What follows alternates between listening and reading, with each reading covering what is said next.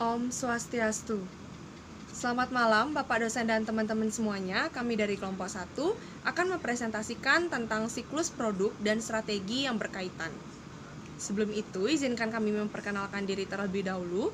Saya sendiri Niputu Diahrika Gayatri, nomor absen 9, dan beberapa rekan saya yaitu ada Niwaya Noviari Parwati, selanjutnya Ayu Febiantari Pesang, Putu Kusuma Wijayanti, Putu Ernarian Indrawati, Niputu Helen Maharani, Ide Bagus Dwi Surya Keniten, dan Ikadek Putrajaya Wiranata. Langsung saja lanjut pada pembahasan materi. Yang pertama yaitu ada posisi produk di pasar. Pengertian posisi pasar menurut Philip Kotler, posisi pasar atau positioning adalah segala upaya untuk mendesain produk serta merek agar dapat menempati sebuah posisi yang unik di benak konsumen. Hasil dari posisi pasar atau positioning adalah terciptanya proposisi nilai yang pas di mata konsumen dan menjadi salah satu alasan konsumen untuk membeli produk yang bersangkutan. Sekian dari saya, akan dilanjutkan oleh rekan saya. Saya Putu Kusuma Wijayanti akan melanjutkan presentasi. Di sini saya akan menjelaskan tentang contoh posisi pasar atau positioning. Berikut ini beberapa contoh posisi pasar atau positioning pada produk berbentuk barang. Yang pertama ada Innova. Mengatakan bahwa dirinya adalah sebuah mobil keluarga, maka sebenarnya dia sedang membangun kepercayaan pada konsumen bahwa mobil Innova memang benar-benar sebuah mobil keluarga.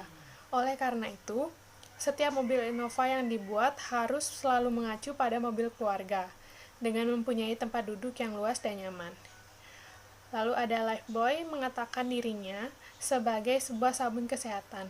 Maka itu berarti Lifebuoy sedang membangun kepercayaan kepada konsumen bahwa sabun Lifebuoy memang benar-benar dibuat untuk kesehatan. Oleh karena itu, untuk membuat kepercayaan tersebut, Lifebuoy akan setia dengan posisi pasar yang dinyatakannya. Yang kedua ada kriteria posisi pasar. Customer atau konsumen didasarkan atas kajian konsumen. Posisi pasar atau positioning harus diasumsikan secara positif oleh konsumen dan menjadi alasan dalam pembelian yang mereka lakukan. Hal tersebut akan terjadi apabila posisi pasar atau positioning mendeskripsikan nilai atau value yang diberikan pada konsumen dan nilai tersebut benar-benar merupakan sebuah aset bagi konsumen. Karena posisi pasar atau positioning mendeskripsikan nilai atau value yang unggul, maka posisi pasar akan menjadi penentu yang sangat penting bagi konsumen pada saat mereka memutuskan untuk membeli.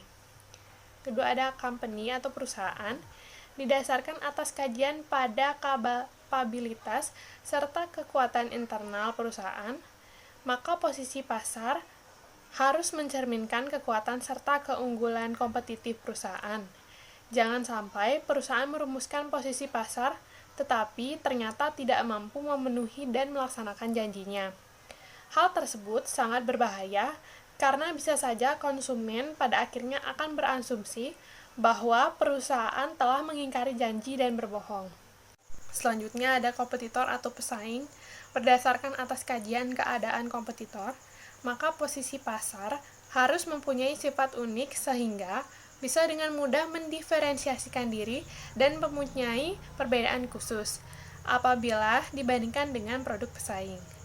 Jika posisi pasar unik, maka keuntungan akan didapat mengingat posisi pasar tersebut tidak akan mudah ditiru oleh para pesaing. Keempat ada change atau perubahan, didasarkan pada kajian atas perubahan yang terjadi pada lingkungan bisnis. Posisi pasar harus berkelanjutan serta selalu relevan dengan berbagai macam perubahan dalam lingkungan bisnis, seperti perubahan persaingan, perubahan sosial budaya, perilaku konsumen, dan sebagainya. Hal tersebut berarti bahwa jika posisi pasar dan perangkatnya sudah tidak lagi relevan dengan kondisi lingkungan bisnis yang ada, maka dengan cepat perusahaan harus merubahnya dengan cara melakukan perubahan dalam strateginya. Terima kasih. Baik, yang berikutnya ada komunikasi produk di pasar. Komunikasi pemasaran atau marketing communication adalah usaha yang dilakukan untuk menginformasikan, membujuk, mengingat atau menyampaikan kepada publik atau konsumen mengenai keberadaan produk maupun jasa yang dijual dan beredar di pasar agar dikenal, dibeli, kemudian menjadi pelanggan. Baik, berikutnya ada strategi komunikasi pemasaran oleh Kotler dan Smith. Yang pertama ada advertising atau periklanan, merupakan usaha penyajian non-personal atau promosi produk yang dibayar oleh pihak perusahaan. Iklan merupakan strategi komunikasi pemasaran dengan media TV, radio, majalah, koran, dan lainnya. Yang kedua ada sales promotion. Promosi penjualan bertujuan untuk meningkatkan keinginan target konsumen untuk membeli suatu produk. Hal ini dapat berupa insentif jangka pendek yang menarik di mata konsumen. Promosi juga bertujuan untuk membujuk konsumen agar membeli produk. Yang ketiga ada public relation. Hal ini bertujuan untuk meningkatkan hubungan antara produk dengan konsumen dan masyarakat umum. Strategi ini dapat dilakukan dengan menjalankan beberapa program menarik yang dapat meningkatkan citra dari produk tersebut. Om Swastiastu, perkenalkan nama saya Ikade Putrajaya Wiranata. Di sini saya akan melanjutkan presentasi dari teman saya. Di sini saya akan membahas personal selling. Penjualan langsung dapat menjadi strategi komunikasi pemasaran di mana pihak perusahaan dapat berinteraksi langsung dengan konsumen. Dalam hal ini, perusahaan dapat menjelaskan produk lebih detail dan menerima feedback dari konsumen. Direct marketing, pemasaran langsung di sini artinya melakukan interaksi langsung dengan konsumen dengan media non personal seperti email, telepon, surat, dan lainnya. Sponsorship, pemberian sponsor pada suatu kegiatan dapat menjadi strategi komunikasi pemasaran yang baik. Hal ini dapat mengatakan brand awareness dan reputasi perusahaan itu sendiri. Corporate identity, pembangunan citra perusahaan juga penting untuk rencana jangka panjang perusahaan.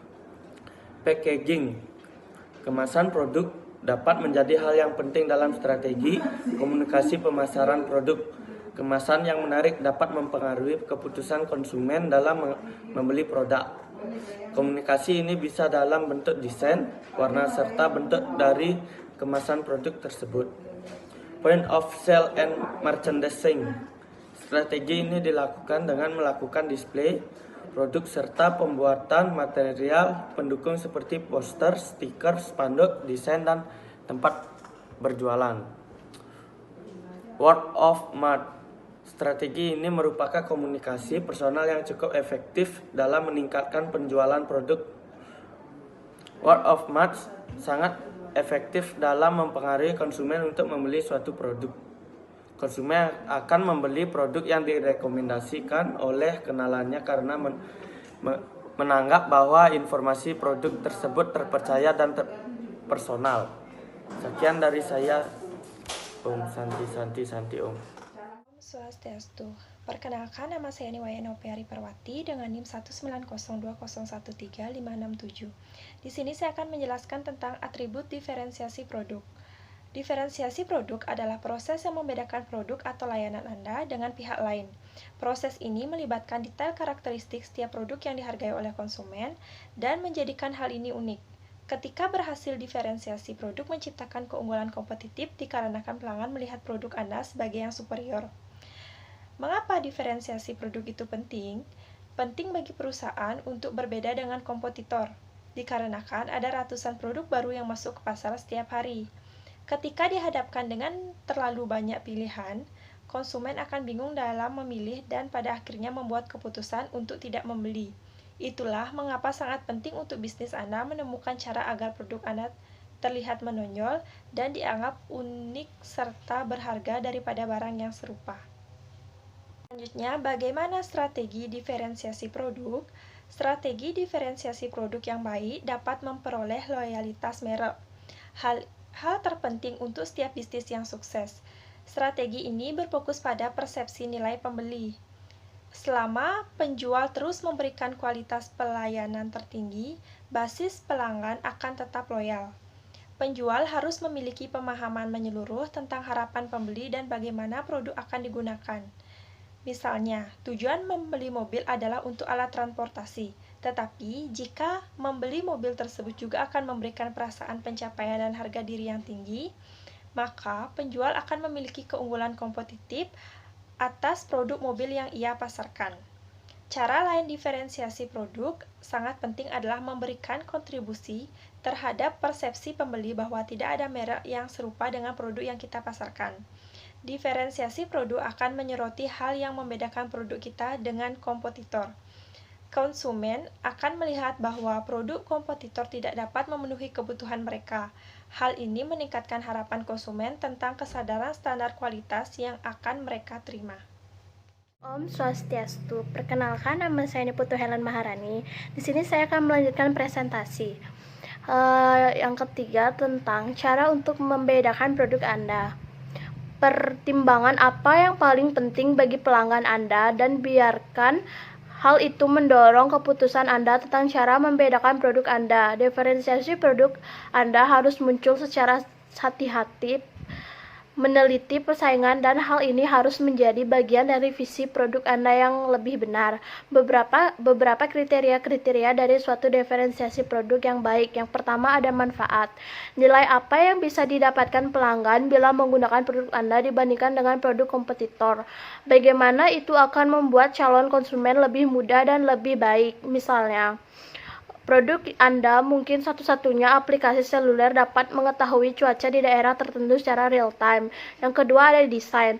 Apakah produk Anda memiliki desain berbeda dan membedakannya dari yang lain? Misalnya, produk Anda ramping dan memiliki pengalaman pengguna yang sederhana, sementara penawaran persaingan Anda tampak kuno dan ketinggalan zaman. Perbedaan ini dapat membantu pelanggan terhubung dengan merek Anda. Contohnya adalah tentang kepekaan desain modern dari termostat merek Nurse. Yang ketiga, kualitas. Keunggulan kompetitif produk Anda mungkin memang terbukti sebagai konstruksi yang unggul dan dapat diandalkan. Diferensiasi yang akan dilakukan hendaknya harus menampilkan atribut-atribut yang dirasa sangat penting oleh pelanggan. Yang keempat ada pelayanan. Pelanggan, fitur produk Anda mungkin mirip dengan yang lain dalam banyak hal, namun Anda dapat membedakan produk Anda melalui pengalaman pemakaian produk Anda dengan cara mengumpulkan tim pelayan pelanggan yang profesional agar mendapatkan reputasi dan responsif terhadap kebutuhan, permintaan, dan ide pelanggan. Yang kelima adalah memiliki keunggulan khusus. Hendaknya untuk diferensiasi yang dilakukan harus memiliki banyak kelebihan apabila dibandingkan dengan perusahaan pesaing. Unik saja masih belum cukup agar bisa lebih baik dari pesaing. Dan yang keenam, harga yang lebih terjangkau. Harap diketahui bahwa dalam hal melakukan diferensiasi produk bagi setiap perusahaan akan mengeluarkan biaya yang tidak sedikit. Jangan sampai dengan adanya diferensiasi tersebut, maka justru akan menjadikan harga produk yang Anda tawarkan malah menjadi melambung terlalu tinggi, sehingga para konsumen akan merasa kurang realistis untuk membelinya karena tidak merasa sepadan apabila dibandingkan dengan manfaat yang akan didapatkan dari produk yang serupa. Sekian presentasi dari saya, Om Santi Om. Baik, untuk selanjutnya saya akan melanjutkan presentasi tentang strategi pada setiap siklus hidup produk. Strategi pemasaran merupakan logika pemasaran. Berdasarkan logika pemasaran tersebut, setiap unit bisnis diharapkan untuk mencapai target dan sasaran pemasarannya. Pengelola strategi siklus hidup sebuah produk didasarkan pada 4 tahapan, yaitu tahap perkenalan, tahap pertumbuhan, tahap kedewasaan, dan penurunan. Pada setiap siklus hidup, sebuah produk akan terdapat karakteristik dan tantangan yang berbeda pula. Selanjutnya, yang pertama ada strategi pemasaran tahap perkenalan. Dalam meluncurkan produk baru, manajemen pemasaran dapat membentuk suatu tingkat tinggi atau rendah bagi setiap variabel pemasaran, seperti harga, promosi, distribusi, dan mutu produk.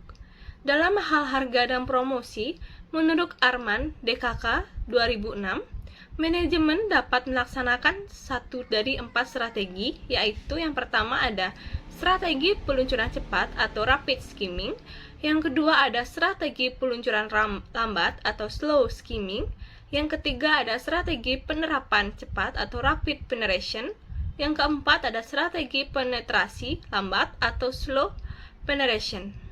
Untuk yang kedua ada strategi pemasaran tahap pertumbuhan.